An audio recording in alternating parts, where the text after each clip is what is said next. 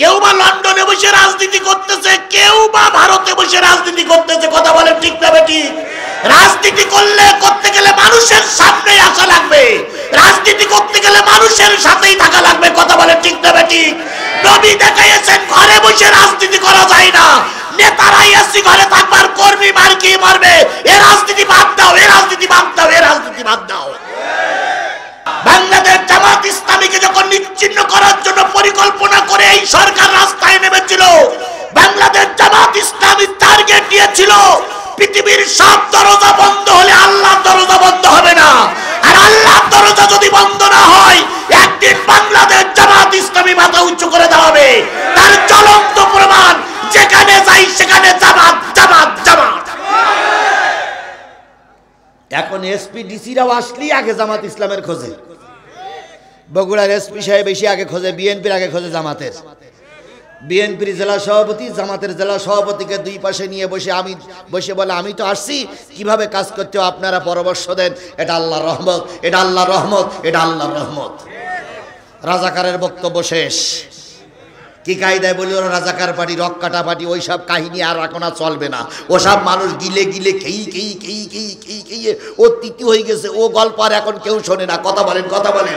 এখন রাজাকার বললি বোঝা যায় না আমলিগি রাজাকার, রক কাটা পার্টি বললি লোক বলে আমলিগি রক কাটা পার্টি, স্বৈরাচার বললি বলে সবচেয়ে বেশি স্বৈরাচার হচ্ছে শেখ হাসিনা। আমার ভাইয়েরা, আল্লাহ নবী যুদ্ধের ময়দানে, মনে আছে তো, মনে আছে তো, কি খনন করবেন? কয় হাত? 10 10 10 10 10 10, ডাইনে বামে পিছনে সামনে নিচে। কয় হাত? 10 হাত জায়গা খনন করতে হবে। আয়েশা বলেন, ইয়া রাসূলুল্লাহ, কষ্ট করে আপনি তো পারবেন না। নবী বললেন, আয়েশা যেতে দাও, সবাই ময়দানে, আমি নবী ঘরে থাকতে। নবীজি যে খাল খননের জন্য কুড়াল দাগাত করলেন, চমক চড়ল, রোম পারস্যের কথা পর্যন্ত বলেছিলাম। এরপরে নবী একটা শাবল মারলেন, শাবলটা 2টা পাহাড় ভাগ করে ভিতরে চলে গেল শাবলের গোড়া পর্যন্ত। ওই শাবলটা নবী টেনে তুলবেন, এই শক্তি আর নবীর হচ্ছে না। আল্লাহর নবী শাবলটা ধরে চুপচাপ দাঁড়ায় আছে নিচু হয়ে, শাবলটা উঁচু করে তুলবেন এমন ক্ষমতা নাই। হযরত জাবের রাসূলের 3 জন সাহাবীর পরে খাল খনন করতেছিলেন। জাবের দেখে নবীজি অনেকবার চেষ্টা করতেছে শাবলটা উঠাইতে। জাবের রাদিয়াল্লাহু তাআলা আনহু হযরত ওমরকে ডেকে নিয়ে বলেন, ওমর চলো তো নবীর পাশে একটু যাই। 2 জন নবীর পাশে চলে গেলেন। নবীর পাশে চলে যেয়ে 2 জন শাবলটা উঁচু করে ধরে যখন ধরলেন, হযরত জাবের রাদিয়াল্লাহু তাআলা লক্ষ্য করলেন নবীর পেটের ভিতরে কিছু পাথরের টুকরা লাগানো। নবীর পেটের দিকে তাকায় জাবের বলেন, ইয়া রাসূলুল্লাহ, মদিনার মানুষের ঘরে যখন খাবার থাকে না, বাচ্চাগুলো যখন ক্ষুধার্ত কান্নাকাটি করে, মদিনার নারীরা বাচ্চাগুলোরে মদিনার মসজিদে পাঠিয়ে দেয়। 2 দিন 3 দিন 4 দিন 5 দিন পর্যন্ত বাচ্চারা মদিনার মসজিদে আপনার সামনে বসে থাকে। মা যখন খেজুর আর রুটি এক জায়গায় করে বলে, বাজান বাড়ি আয়, খাবারের ব্যবস্থা হয়েছে, ওই বাচ্চাগুলো বাইরে এসে মার গলা জড়াই ধরে 2 গালে 2 চুমা দিয়ে বলে, আম্মু বাড়ি ফিরে যাও।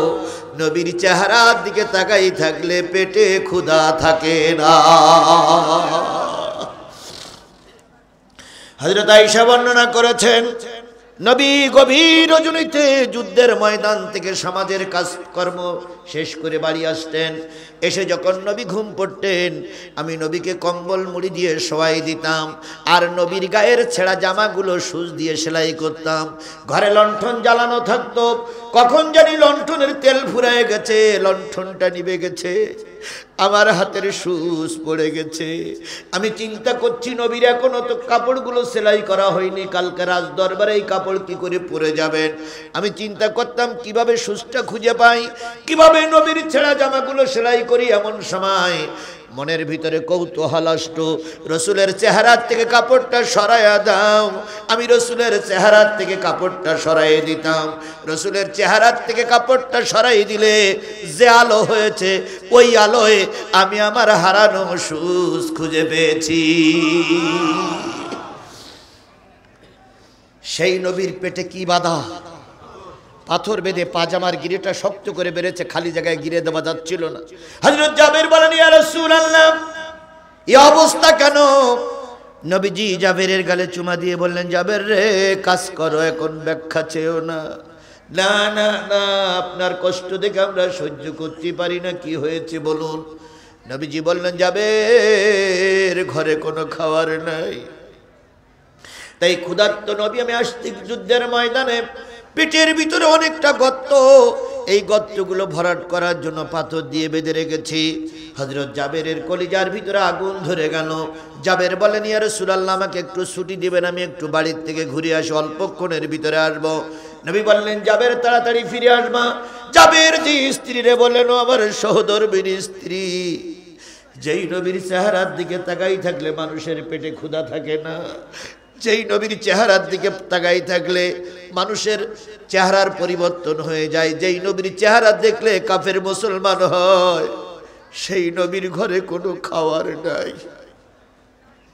তুমি কি পারবে কোনো খাবার জোগাড় করতে? জাবেরের স্ত্রী বললেন, স্বামী আমার, ঘরে যে আটা আছে সেই আটা দিয়ে যদি রুটি বানাই, 3 জন লোকের পেট পুরে খাওয়ানো যাবে। আর বাড়িতে একটু গোশত আছে, গোশতটুকু রান্না করলে 3 জন লোক খেতে পারবে। জাবের স্ত্রীকে বললেন, স্ত্রী, তাই তৈরি করো। নবীর চেহারা দেখলে আমি মোটেও সহ্য করতে পারি না। রুটি তৈরি হলো, গোশত রান্না হলো। জাবের জি নবীজির কানে কানে বলেন, ইয়া রাসূলুল্লাহ, আমার বাসায় আপনার আজকে দুপুরবেলা একটু খাওয়ার দাওয়াত। নবীজি সোজা হয়ে বললেন, যাবে, বাসায় কি আয়োজন করেছ? জাবের বলেন, ইয়া রাসূলুল্লাহ, জবের রুটি আর একটু গোশতের ব্যবস্থা করেছি। নবী বললেন, কয়জনের ব্যবস্থা করেছো? কয়, ইয়া রাসূলুল্লাহ, 3 জন। 3 জন পেট পুরে খেতে পারবেন, আপনি, আবু বকর আর ওমর। আর যদি সাথে আর 2-1 জনের নেন, তাহলে আরো 2-1 জনের নেওয়া যাবে, কিন্তু বেশি লোক নিলে কিন্তু সংকলন হবে না।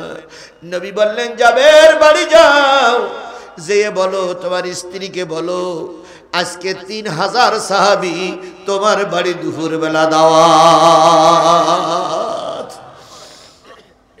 কয় হাজার আয়োজন হয়েছে? কয়জনের? 3 জন পেট পুরে খেতে পারবে। আজ যদি কম কম খায় তাহলে 10 জন খেতে পারবে, সেখানে আসবে কয়জন? 3000। জাবের থমকে দাঁড়াই গেলেন। নবীজি বললেন, দাঁড়ালে কেন? কয়, ইয়া রাসূলুল্লাহ, বাড়িতে কতটুকু খাদ্য আছে আমি জানি, 3000 মানুষের সম্ভব নয়। নবীজি বললেন, জাবের, বাড়ি যাও, আমিও যেমন না খাওয়া, ওরাও তেমন না খাওয়া, ওরা আমার উম্মত, ওরা আমার পার্টির লোক, ওদেরকে রেখে আমি একা একা দাওয়াত খেতে যাব, এটা নেতার চরিত্র নয়। তাহলে নেতা তারাই যারা কর্মীর সঙ্গে মিলেমিশে থাকে। নেতা কখনোই আমেরিকায় বসে হুকুম করে ওখানে এসির বাতাস খেতে পারে না।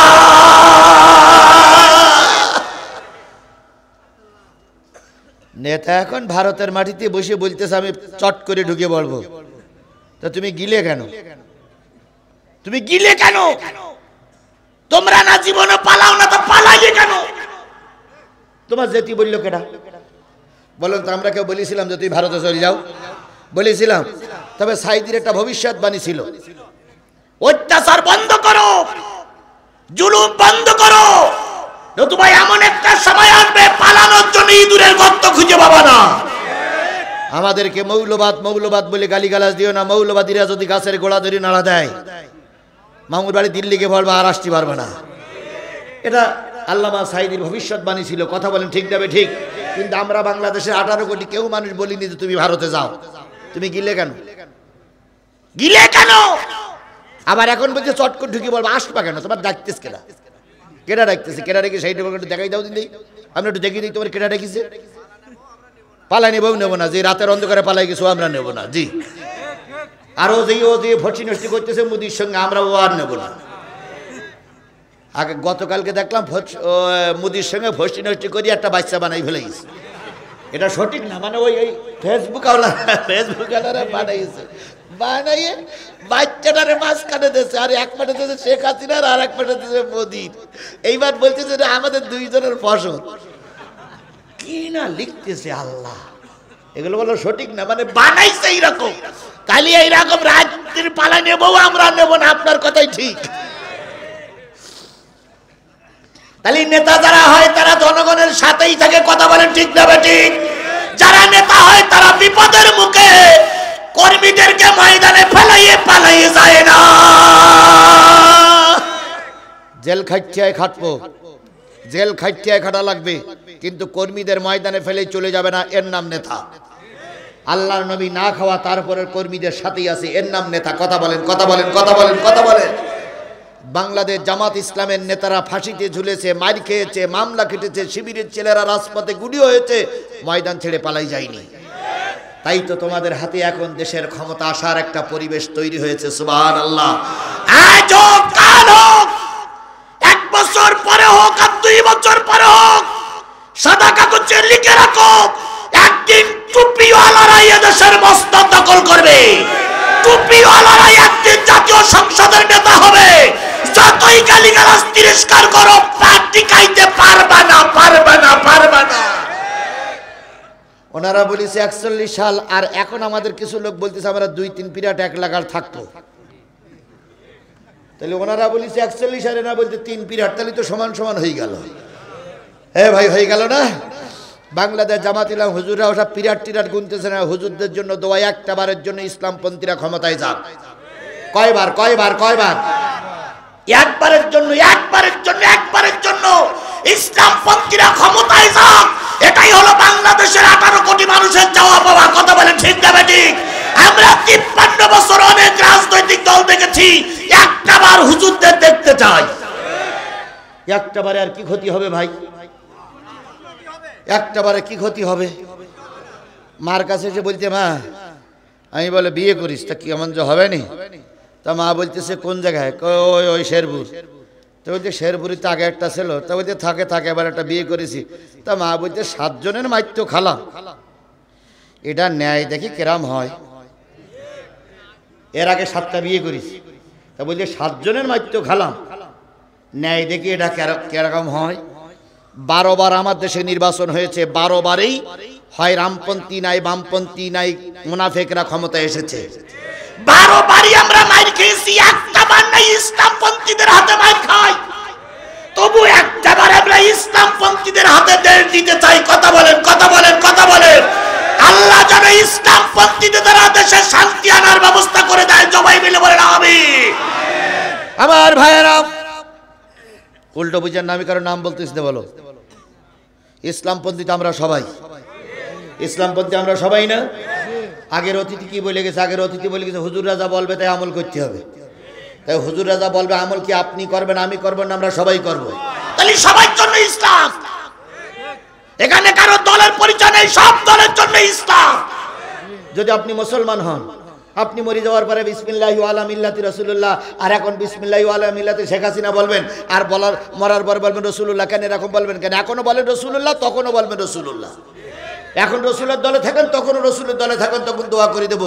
নতুবা যদি 2 কুল বজায় রাখেন, এখানেও বজায় রাখেন, ওখানে বজায় রাখেন, তাহলে মাঝখান থেকে কেটে অর্ধেক দেবো হিন্দুর আর অর্ধেক দেবো মুসলমানের। ওরা অর্ধেক নিয়ে শ্মশান কাটায় নিয়ে বলবে উলুলুলুলু হু, আর আমরা বলবো বিসমিল্লাহি ওয়ালা মিল্লাতি রাসূলুল্লাহ। অর্ধেক অর্ধেক করে ভাগ করে নেব। যদি বলেন আমি ওখানে যাব না, তাহলে পুরাপুরি ইসলামের পক্ষে থাকতে হবে। হাফ হাফ থাকার কোনো সুযোগ, হাফ হাফ থাকার কোনো সুযোগ, হাফ হাফ থাকার কোনো সুযোগ। হয় আপনি প্রকৃত হিন্দু, নাই প্রকৃত মুসলমান, দুটোর একটাই থাকতে হবে। হয় বলেন আমি হিন্দু, আপনার ব্যাপারে আমার কোনো ফতোয়া নেই, নাই বলেন আমি মুসলমান, আপনার ব্যাপারে কোনো ফতোয়া নেই। আপনি ডাইরেক্ট বলবেন আমি মুসলমান, নাই ডাইরেক্ট বলবেন আমি হিন্দু। আমি হাফ হাফ মেনে নেব না। কথা কি বুঝতে পেরেছেন? আপনার কথা কি বুঝতে পেরেছেন? আল্লাহ নবী খাল খনন করতেছেন, মনে আছে তো? হযরত ওমর রাদিয়াল্লাহু তাআলা আনহু, জাবের রাদিয়াল্লাহু তাআলা আনহু যখন শাবলটা উঠালেন, নবী বললেন যাও 3000। বলুন তো, যে ব্যক্তি দাওয়াত করেছে ওর প্রাণের ভিতরে পানি আছে? হায় হায় হায় হায়, কয় হাজার? পালাই নেওয়া উচিত না? নবীজি বলেন চিন্তা করো না, দুটো কাজ করো। বাড়ি যেয়ে রুটির যে পাতিল আছে, রুটির যে পাত্র আছে, পাত্রটার মুখ ঢেকে রাখবা, আলগা করবা না। আর গোশত হাড়িটার সোরা দিয়ে, হাড়িটা ঢাকনা দিয়ে উনানের পরে রাখবা, নামাবা না আমি না যাওয়া পর্যন্ত। হযরত জাবের চলে আসলেন, স্ত্রীকে বললেন, স্ত্রী সর্বনাশ। কয় কি হয়েছে? কয় 3000। কয় হাজার? স্ত্রী বলল, দাওয়াত করাটা কি আসলে কি হইল? জাবের বলতেছে, টেনশন করো না, নবী বলেছে রুটির পাত্র আলগা করা যাবে না, গোশতের পাতিল আলগা করা যাবে না, নবীর বরকত দেখি কোথায় হয়। আল্লাহ নবী চলে আসলেন কয় হাজার নিয়ে? 3000 নিয়ে রুটির পাত্র, গোশতের পাত্র নবীর সামনে হাজির করা হলো।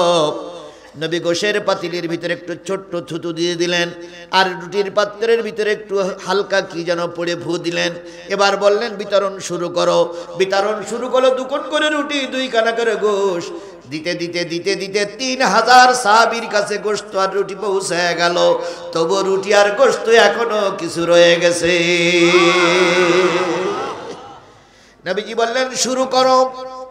শুরু করলেন 2 গ্রুপ। শুরু করার পরে, খাওয়া দাওয়ার পরে নবীজি বললেন, ও জাবের, টেনশন নিও না, যদি আল্লাহ বরকত দেয় অল্পতে অনেক বিস্তর হতে পারে। তাহলে যে নবীর হাতের ইশারায়, যে নবীর মুখের থুতুর বরকতে 3 জন লোকের মানুষ 3000 লোকে খাইলেন, সেই নবী আমার নবী। কথা বলেন ঠিক না বে ঠিক? সেই রসুল আমার রসুল, সেই পয়গম্বর আমার পয়গম্বর, সেই নবী হলো আমাদের বিশ্ব নবী। সেই নবীর নাম শোনার পরে দুরূদ শরীফ পড়া দরকার আছে না নাই? কারোর জবান বন্ধ থাকবে না, সকলে মিলে বলছি সাল্লাল্লাহু আলাইহি ওয়াসাল্লাম। বন্ধুগণ, আমার বক্তার পরে, আমার বক্তৃতার পরে আর একজন শেষ বক্তা আছে, নাম জানেন? এটা আমার, ওটা আপনার না। নাম জানেন সে বক্তা? বলেন তো। হযরত তাবারক আলী নাকি? তাবারক আপনাদের জন্য অপেক্ষা করতেছে। ইনশা ইনশা ইনশা। তাহলে তাবারক যদি নিতে চান, সকাল সকাল চলে আসেন। এই মাহফিলটার নাম হচ্ছে ইসালে সওয়াব। কি মাহফিল? ইসালে সওয়াব মানে কি বলেন তো? হুজুর আছে পাশে বসে। ইসালে সওয়াব হুজুর, আপনি 38 খান যদি পিছনে নিতে পারতেন তাহলে এই লোকগুলো দেখতে সুবিধা হতো। 38 খান, হা হা, জি জি, এগুলো আমার শ্রোতা। জি, ইসালে সওয়াব মানে কি? খাওয়া।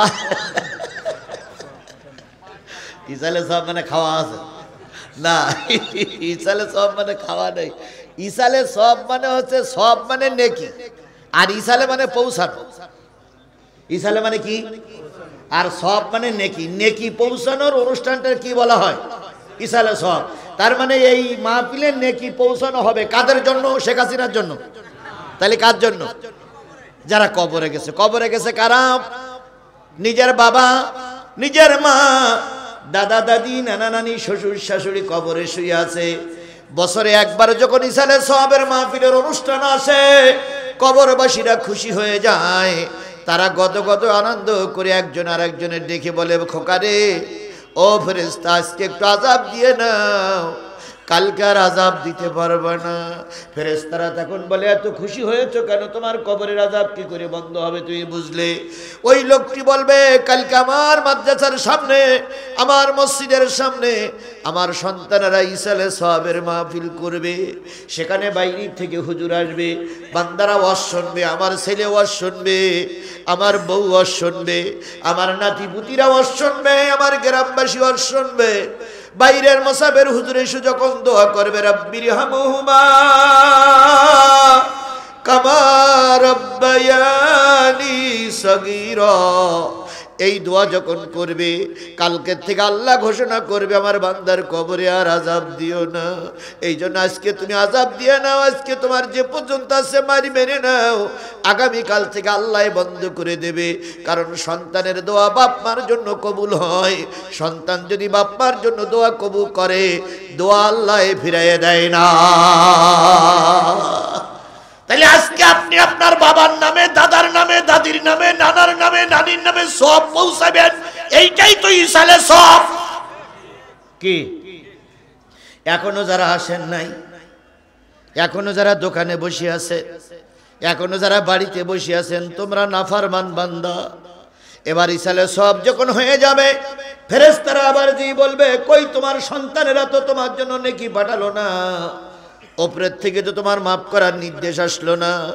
তখন ওই লোকটা হাউমাউ করে কানবে আর বলবে খোকা ছেলে, তোর জন্য বাতার ঘাম পায়ে ফেলালাম, রাতে কষ্ট করলাম, দিনে কষ্ট করলাম, তোর যখন জ্বর ছিল অসুখ ছিল সারা রাত জেগে জেগে তোর মাতার কাছে বসে খেদমত করেছি, তুই লেখাপড়া শিখতে পারিস নাই, কত টাকা পয়সা লোকের কাছ থেকে ধার দেনা করেছি, তোর বসার জায়গাটার জন্য কত ইট কিনলাম, বাড়ি কিনলাম, গাড়ি করে দিলাম, এখন সব ছেলেরা দোয়া করলা, তুই দোয়া করলি না। আমি কবরে বসে বসে দোয়া করতেছি, আল্লাহ তোর সংসারে অশান্তি দিক, আল্লাহ তোর সংসারে গজব দিক, আল্লাহ তোর সংসারে মহামারী দিক, আল্লাহ তোর সংসারে রোগ ব্যাধি দিয়ে ভরপুর করে দিক। তাহলে আজকের এই মাহফিলের পরে কারোর কবরের আযাব মাফ হবে, আর কেউ বা কবরে বসে বসে আরো জোরে জোরে কানবে। আপনারা কি পিতামাতার কান্না দেখতে চান না মাপ দেখতে চান? আপনারা কি কান্না দেখতে চান না মাপ দেখতে চান? তাহলে যারা আশেপাশে যেখানে আছেন সবাইকে উদ্দেশ্য করে বলতেছি, ইতিমধ্যে প্রায় ঘন্টাখান কথা বলা আমার হয়ে গেছে, আর হয়তো কিছুক্ষণ কথা হবে। ও আমার জাতি কপাল পোড়া না হয়ে আজকের মাহফিলে এসো, তোমার বাপমার জন্য একটু দোয়া করি, আমার বাপমার জন্য একটু দোয়া করি, ইসালে সব তাদের আমলনামায় পৌঁছায় দেয়। আল্লাহ যেন আজকের মাহফিলের ওসিলায় করে তাদের মাফ করে দেয়। আপনার বাপমা আপনার আত্মীয় স্বজন মাপ পাক এটা চান না কবরে আযাব হোক এটা চান? মাপ চান? কারা কারা মাপ চান একটু হাত তুলে দেখান তো, কারা কারা মাপ চান? আল্লাহ হাতগুলো উঁচু করে রাখেন। আল্লাহ আল্লাহ তুমি দয়া করে হাতগুলো কবুল করে নাও। আল্লাহ যতগুলো লোক হাত তুলেছি সবার পরিবার থেকে যত মানুষ কবরবাসী হয়ে গেছে, আল্লাহ তুমি সবাইকে মাফ করে দাও। আল্লাহ তুমি সবাইকে মাফ করে দাও। আল্লাহ আমার আব্বা কবরে, মা বেঁচে আছে, আল্লাহ আমার আব্বা সহ যত লোকের বাপ কবরে সবাইকে মাফ করে দাও। আল্লাহ সবার পরে তুমি রহমত নাজিল করে দাও। আমিন।